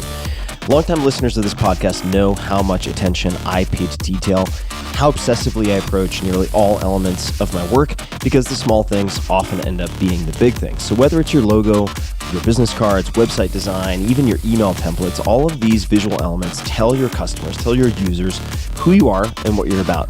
So I think it's worth sweating the details. I've been using 99 Designs for years now to ensure that many of my creative projects, whether big or small, are as cohesive, professional, and beautiful as possible. I've worked on draft mock-ups of book covers. I've worked on all sorts of things. Most recently, I've been working with a designer at 99 Designs to update the illustrations and layouts for all of my downloadable ebooks. I've developed a really great working relationship with the designer who goes by the username Spoonlancer, and I intend to continue working with him to bring ideas to life one project at a time. I've also used 99 Designs for all sorts of high-end illustration for different books, like the Tao of Seneca. You can see a bunch of examples on my Instagram that I've put up, and they've turned out better than I possibly could have hoped. So, from logos to websites to packaging to books, 99 Designs is the go-to creative resource to build your brand on any budget. So check them out. Right now, my listeners, that's you guys, can get $20 off, plus a free $99 upgrade on their first design contest. A contest is a great way to get started and find the right designer for long-term work. You can also book a free design consultation with a brand expert at 99 Designs to receive personalized branding advice over the phone. Their hands-on team has helped thousands of business owners at this point. It's a great way to get the most out of your experience with 99 Designs. So, take a look. Head to 99designs.com/Tim for your discount and to sign up for a design consultation today. That's 99designs.com/Tim. This episode is brought to you by LinkedIn Jobs. Hiring can be hard. Can be super, super expensive and very painful if you get it wrong. I certainly have had that experience multiple times. I've made a lot of mistakes, and I am not eager to repeat any of them. So I try to do as much vetting as possible now on the front end. Today, with more qualified candidates than ever, but certainly more noise than ever, employers need a hiring solution that helps them find the right people for their businesses without wasting time, without wasting money. LinkedIn Jobs provides just that. LinkedIn Jobs screens candidates with the hard and soft skills that you specify that you're looking for, so you can quickly find and hire the right person. They also look beyond work skills, so collaboration, creativity, adaptability, to connect you with candidates who match your business perfectly. They have endless business-specific data points that help them to massage this, and that which can help you to find the best fit. LinkedIn can make sure your job post gets in front of people you want to hire, people with the skills, qualifications, and other insights that help LinkedIn paint a better picture of potential candidates. It's no wonder that great candidates are hired every 8 seconds on average on LinkedIn. That's pretty wild. Every 8 seconds. So find the right person meant for your business today with LinkedIn Jobs. You can pay what you want, and the first $50 is on LinkedIn. Just visit linkedin.com/Tim for more details. Again, that's linkedin.com/Tim to get $50 off your first job post. So check it out. linkedin.com/Tim. Terms and conditions do apply.